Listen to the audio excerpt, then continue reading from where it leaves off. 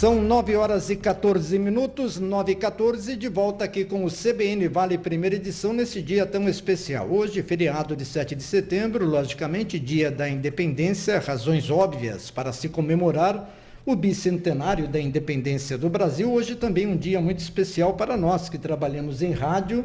Afinal de contas, há 100 anos nós tínhamos a primeira transmissão ao vivo através das ondas do rádio, a gente pode colocar desta forma. Então são dois motivos para se comemorar esta quarta-feira: 200 anos da independência e 100 anos do rádio no Brasil. E a gente vai falar muito a respeito destes dois temas aqui no CBN Vale Primeira Edição. Nós já estamos recebendo aqui nos estúdios da CBN a presença da historiadora Maria Helena Alves da Silva. Além de historiadora, a Maria Helena também é gestora em documentos no Centro de História e Memória da Univap, a Universidade do Vale do Paraíba, aqui em São José dos Campos. E ela aceitou o convite da CBN para participar conosco aqui do CBN Vale Primeira Edição, para falar um pouco a respeito desta história, né, de independência. São 200 anos de independência, apesar de que muitos ainda estão dependentes da política do nosso país, mas este é um outro tema. Maria Helena, muito obrigado pela presença, por ter aceito o convite aqui da CBN, é um prazer tê-la conosco. Bom dia. Bom dia a todos, agradeço o convite.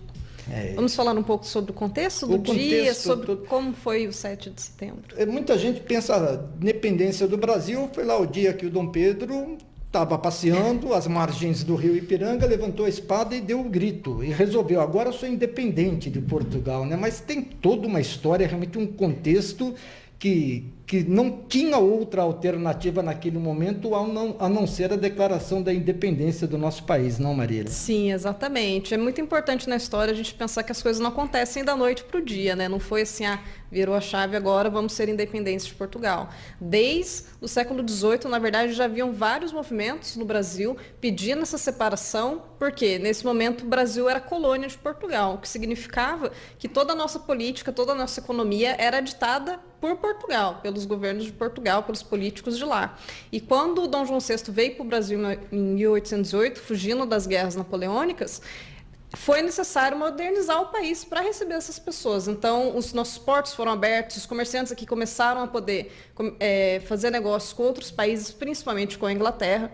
E com o fim das guerras napoleônicas, em 1821, Dom João VI precisa voltar para Portugal, e nisso eles querem devolver todas as restrições que haviam no país. E isso, os políticos daqui que estavam no Brasil já não queriam mais isso, eles queriam continuar com essa liberdade que eles tinham.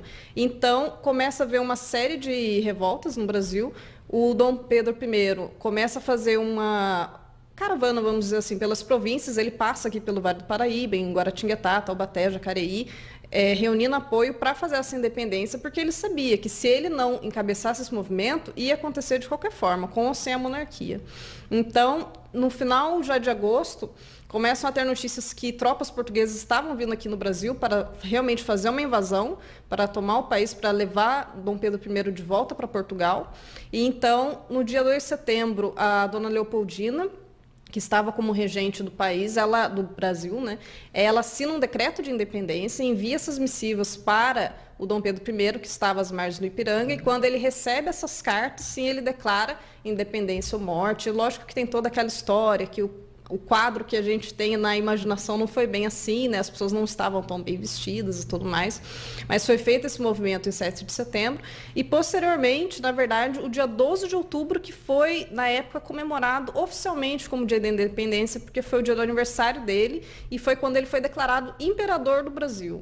E aí sim, durante muitos anos foi comemorado o 7 de setembro e o 12 de outubro, e posteriormente, com a expulsão da monarquia, se escolheu o 7 de setembro realmente para comemorar a independência. E toda essa situação, como disse a historiadora Maria Helena, né, não se deu da noite para o dia, foi todo um contexto antes da independência, da declaração, né? A gente pode colocar desta forma, do Dom Pedro. Outros movimentos aconteceram no nosso país em busca da independência, que não tiveram o mesmo êxito, mas já havia toda uma movimentação política e também por parte dos comerciantes, né, que queriam A gente fala e a gente, não, os portugueses chegaram aqui no Brasil e começaram a roubar todas as nossas riquezas, né? Esse é o contexto que é relativamente verdadeiro, né? Porque como era uma corte de Portugal, né? Nós éramos de Portugal, a corte portuguesa levava a maior parte das nossas riquezas, não, Maria Helena? Exatamente. Não só levava as riquezas, mas também eles que eram escolhidos para os principais cargos, os impostos que pagavam na época, era para manter essa corte, para manter essas famílias portuguesas. E é lógico que ao longo dos anos, conforme foram nascendo portugueses no Brasil, se tornaram brasileiros, houve a miscigenação, então as pessoas queriam se ver representados no governo também, né? E quando Portugal quer tomar de novo todo o controle do governo com a saída de Dom João VI, é lógico que houve uma revolta e houveram diversos movimentos. Isso é muito importante também destacar que não foi só a corte que decidiu. Várias pessoas queriam também, e não só a monarquia constitucional, eles queriam também federações, queriam uma série de outros movimentos que não aconteceram, mas que é importante também destacar que não foi uma coisa isolada. Maria, nós tivemos também, além todos esses outros contextos, essas outras revoltas, as articulações aqui internas, isso também, no final das contas, a independência do Brasil também foi algo necessário, porque era um movimento natural também na América do Sul, né? Tivemos outros países, até antes do Brasil, que declararam independência. Tivemos aí Peru, Argentina, outros países. Então, era alguma coisa, essa influência externa também dos outros países, levantando a bandeira, destacando a sua própria independência, também teve algum tipo de influência no nosso processo? Sem dúvida. Todo o pensamento iluminista da época que foi um grande influenciador, vamos dizer assim, por trás disso, né? Que se pregava a separação da igreja do Estado, se pregava uma independência política, liberdade de pensamento, liberdade de crítica, coisa que não era possível na época. Então, houve sim uma grande movimentação nesse sentido e é um dos motivos pelo quais Dom Pedro decidiu realmente encabeçar esse movimento da independência, porque ele via como estava acontecendo nos outros lugares e sabia que se isso não acontecesse, isso está escrito realmente em carta, se não vai acontecer com você, vai acontecer sem você, né? Então eles tinham sim realmente todo esse contexto do iluminismo, do pensamento que estava sendo propagado na época. E hoje nós temos aqui 200 anos de independência do Brasil. São várias comemorações do Brasil todo. Ontem nós também tivemos a reinauguração do Museu do Ipiranga e tivemos também aí, alguns dias atrás, a vinda do coração de Dom Pedro, né? Até aqui. É um tipo de símbolo que, para muita gente que mexe com história, historiador, acredito que deva ter a vontade de, pelo menos de ver de perto um símbolo tão marcante como esse. Para outras pessoas isso é mais uma questão política. Mas dentro do país aqui, por exemplo, você que é um especialista na área de história, o Museu do Ipiranga também tem uma importância gigantesca para a gente, né? E foi reinaugurado.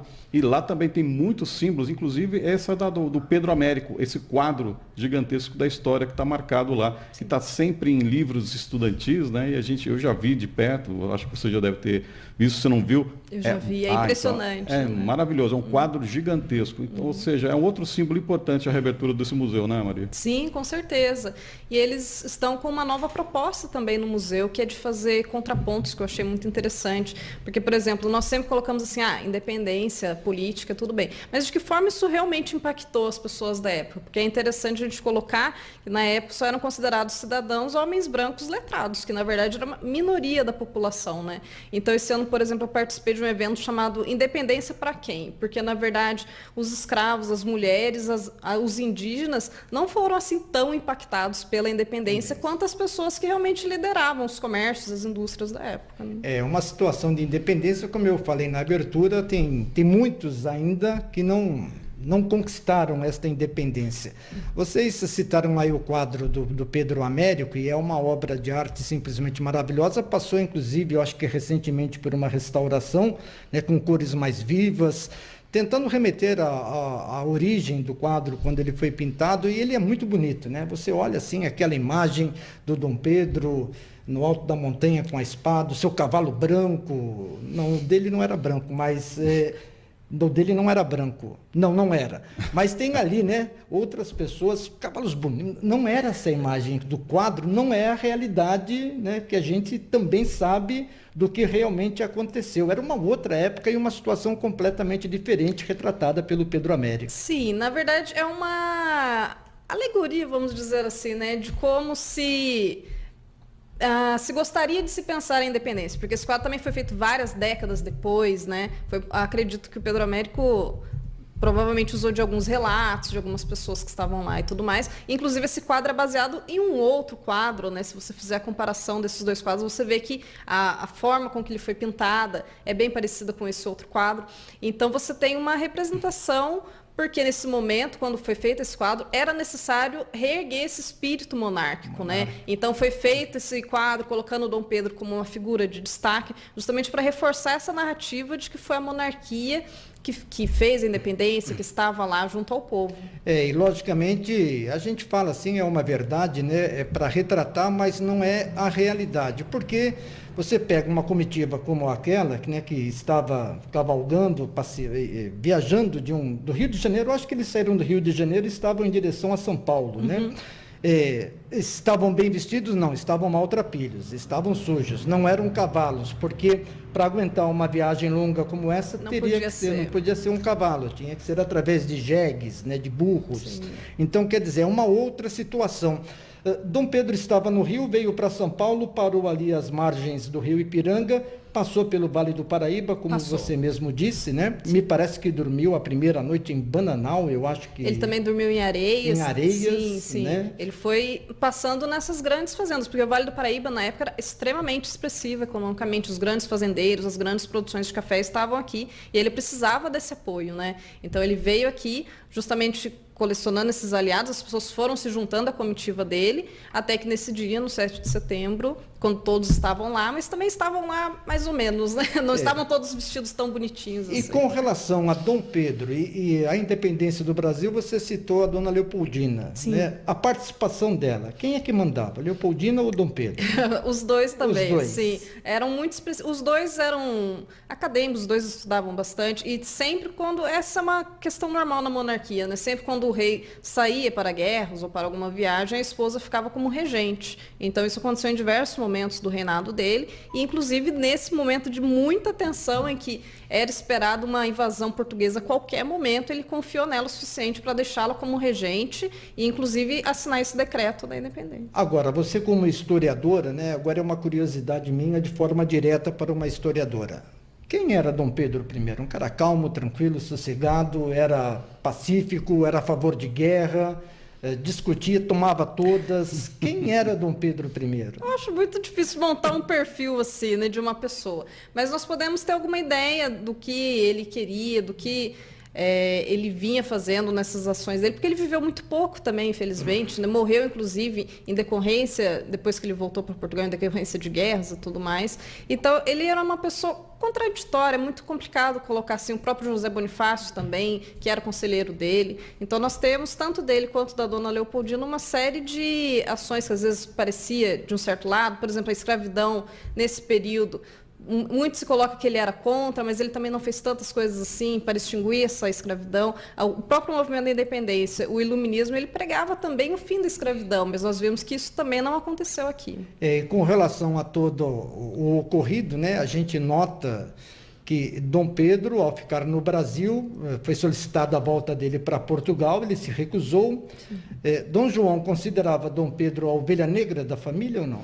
Não. Ele, justamente nessa carta, ele escreveu que se o Brasil fosse independente, que seja com você e não com um aventureiro qualquer. Então, ele apoiava. Isso também era considerado um problema para as pessoas mais radicais na época, que queriam a monarquia completamente fora, queria realmente uma independência e não uma monarquia constituinte, que foi o que aconteceu. E a gente sabe, não, Marcela, que essa questão aí toda envolvendo a história do Brasil, lógico, relatos, cartas, é difícil a gente ter, eu não digo a noção exata de tudo que aconteceu, mas ainda bem que existem pessoas como a Maria Helena, né, que é a historiadora, pesquisadora, e pode trazer para a gente detalhes interessantes a respeito Nós estamos falando hoje especificamente sobre a independência do Brasil. E é muito bom que tem gente que também se interessa pela história do nosso país. É bom saber que tem gente assim, que nem você, Maria, que pode manter a história viva.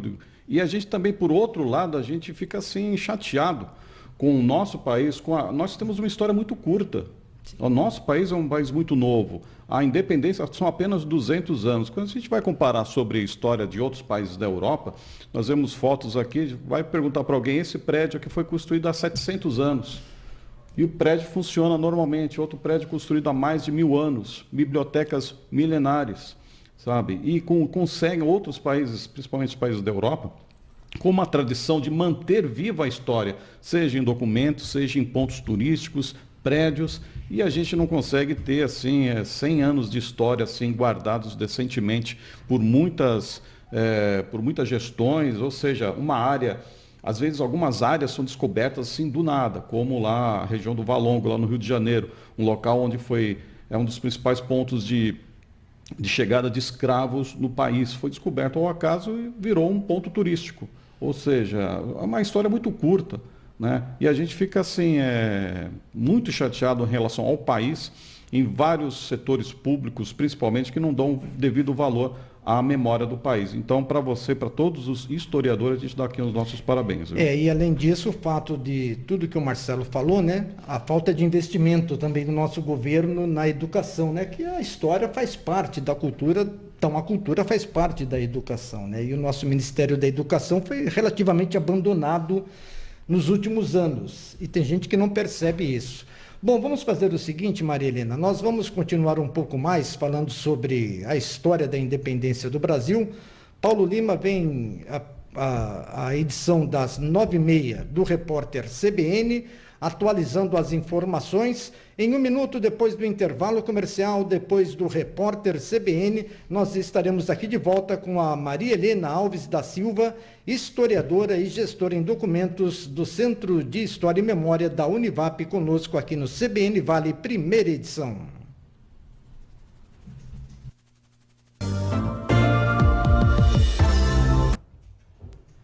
São 9h34, de volta aqui com o CBN Vale Primeira Edição e voltamos aqui com a presença da Maria Helena Alves da Silva, ela que é historiadora e também gestora em documentos no Centro de História e Memória da Univap. Por falar em Univap, eu quero aqui mandar um grande abraço para o Milton Beltrame, né, professor Milton Beltrame, que é o reitor da Univap, também o professor Sérgio Baixa, né, que é o vice-reitor. São dois grandes amigos que eu fiz ao longo da vida, assim, a gente se conheceu em alguns momentos em razão do futebol, porque os dois tiveram filhos que atuaram com a camisa do São José e durante muito tempo eu trabalhei na reportagem na imprensa esportiva aqui da nossa cidade e acompanhei um pouco da trajetória tanto do filho do Milton como do Sérgio. Então, um grande abraço, agradecer também a Ana Enidi Prince, a Ana Enidi Prince, ela que é diretora da Faculdade de Educação e Artes lá da Univap, e ela que fez a indicação para que a Maria Helena pudesse estar aqui conosco falando um pouco a respeito da história da independência do Brasil, né? Família real chegou ao Brasil, Dom João veio, Dom Pedro estava por aqui, grito da independência, independência ou morte, depois veio Dom Pedro II, a gente conhece por cima toda essa história, mas é bacana a gente poder acompanhar os fatos através de alguém que estudou, que conhece, que fez um levantamento, uma pesquisa.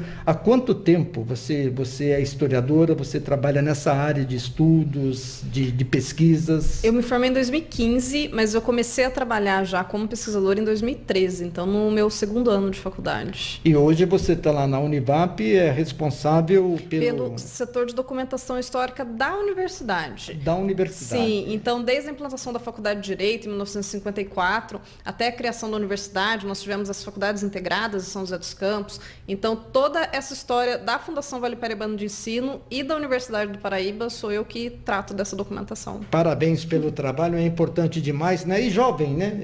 A gente sabe que o futuro do Brasil, esse é o futuro do Brasil, esse jovem de hoje é o futuro de amanhã, né? E a gente vê, infelizmente, em razão da educação no nosso país, que o nosso futuro está relativamente comprometido porque muitos não têm a oportunidade de um estudo, de um ensino de qualidade. mas a gente vê, né, muitas pessoas determinadas, né, que não desistem no primeiro obstáculo que aparece pela frente, seguem, buscam seus objetivos e conquistam. Então, parabéns para quem é estudante, para quem é determinado, para quem busca o seu objetivo e alcança este objetivo. E principalmente para quem ainda tem a coragem e tem o amor por áreas tão importantes como história, como sociologia, como filosofia, áreas que têm sido assim, meio colocadas de lado há pouco tempo e que são importantes justamente para que a nossa população tenha a compreensão e a capacidade de questionar. Ou seja, tem uma frase que é importante dizer, que muitas pessoas defendem. A gente tem que ensinar as crianças a pensar e não a dizer aquilo que eu quero que ela diga, sabe? Então, a gente tem que ensinar as crianças a poder pensar e criar o seu raciocínio formador, formar a sua opinião. Agora, eu queria saber uma coisa, viu, Maria? Quando a gente fala de independência do Brasil, todo mundo tem aquelas lembranças típicas. Grito da independência, tal, independência ou morte, Rio do Ipiranga. Mas tem algum fator que chama a sua atenção, que é contado, assim, entrou no dito popular, mas que na questão histórica, pesquisada, é totalmente diferente, que você chama a sua curiosidade? Eu acredito que é justamente essa ideia do Pedro Américo, do quadro, né? Nós sempre, quando pensamos na independência, vem imediatamente, é exatamente o que o senhor falou, é nos livros que nós vemos, nos documentários que passam na televisão, sempre é o quadro. Então, nós imaginamos que foi aquela coisa organizada, bonita, todo mundo bem vestido, com os melhores cavalos, mas, na verdade, não foi bem assim e foi resultado de um processo. Isso que eu acho a parte mais importante. Não foi uma coisa tomada da noite para o dia e também não foi uma coisa que afetou todo mundo da noite para o dia. Acho que isso é muito importante de colocar, que a independência, como nós comentamos antes, ela afetou principalmente as pessoas da elite da época, mas as mulheres, os escravos, os indígenas continuaram relegados às mesmas funções que tinham antes e não tiveram maiores liberdades concedidas ao longo do tempo. É uma coisa que no país nós tivemos depois, alguns anos depois, a abolição, né? E chama muita atenção também, não é a pauta de hoje, né? Mas é que me chama a atenção, sempre bom lembrar que muita gente reclama, muita gente debate a questão do racismo hoje no país, que é verdade, existe um racismo, sempre houve, sempre, infelizmente eu acho que vai ser difícil isso ser extinto ao longo dos próximos anos. E o que chama a atenção também é que quando teve a entrada no país de imigrantes japoneses, europeus, nós também ficamos aquela curiosidade, por que não utilizar a mão de obra que já existia? Né? Ou seja, quando tivemos também a abolição, os negros foram obrigados, eles foram simplesmente libertos, mas só que nenhum apoio social. Sim. Né? Isso também dá uma explicação de como é a realidade hoje, a dificuldade social que nós vivemos hoje, né? Aproveitar Sim, o seu... com certeza. Nós lançamos um livro sobre isso, inclusive, no início desse ano, falando sobre esse período da abolição e do pós-abolição aqui no Vale do Paraíba. E é importante destacar que também a abolição não aconteceu da noite para o dia. Lógico, oficialmente todo mundo foi liberto, mas nós temos relatos, por exemplo, de que houve uma série de leis que, na verdade, forçavam as pessoas a voltar para o regime de escravidão. Então, nós temos, por exemplo, filhos de mulheres que eram libertas, que eram devolvidas para pessoas que eram consideradas seus tutores, mas que, na verdade, usavam desse instrumento legal para reescravizar filhos de mulheres livres. Então, nós temos todas umas coisas que aconteceram durante várias décadas, inclusive aqui em São José dos Campos, nós tivemos uma colônia orfanológica, justamente pegando essas crianças e continuando o trabalho escravo, mesmo após a abolição da escravatura. E esse será um tema para um próximo convite para a Maria Helena, aqui dentro do CBN Vale Primeira Edição. São 200 anos de independência, é um país também muito novo, né? Mas que já tem a sua história, né? Tanto do lado positivo como do lado negativo. Muitas coisas ruins aconteceram ao longo desse período de existência do nosso país. Para fechar o tema independência, diante de tudo que aconteceu, todo o processo, desde o início até, né, a realização, né, deste ato do Dom Pedro às margens do Rio Ipiranga, depois a assinatura da Declaração da Independência, qual foi, no seu ponto de vista, naquilo que você estudou, naquilo que você conhece da história, o ponto mais importante que você acha que mereça um destaque especial? Acho que merece um destaque atualmente a participação realmente da população. Então, os pequenos movimentos que aconteceram em todas as províncias, em todos os estados, né, que hoje seriam os estados, mostrando que, na verdade, não foi uma coisa só dos grandes líderes, só do Dom Pedro, só do Bonifácio, só da Leopoldina. Também houveram várias lideranças nas nossas províncias que mostram realmente a força da população na época, que tem sido apagada e que agora só está havendo um investimento realmente nessas pesquisas. E a gente sabe que a força, né, da população, o povo, é um ditado antigo, né, o povo unido jamais será vencido.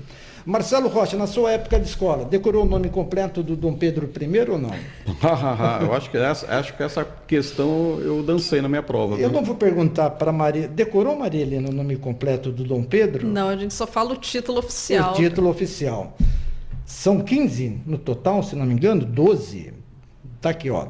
Pedro de Alcântara, Francisco, Antônio, João, Carlos Xavier, de Paula, Miguel, Rafael, Joaquim, José, Gonzaga, Pascoal, Cipriano, Serafim. A esposa dele também tinha um nome. Tinha um bem nome longo. impressionante. Só faltou o né? Júnior aí. Só faltou o Júnior, né? Imagine se fosse ainda, né? Mas olha, é uma história muito bonita, é uma história muito interessante, logicamente. Ainda bem que a história do nosso país ela está só apenas começando, né?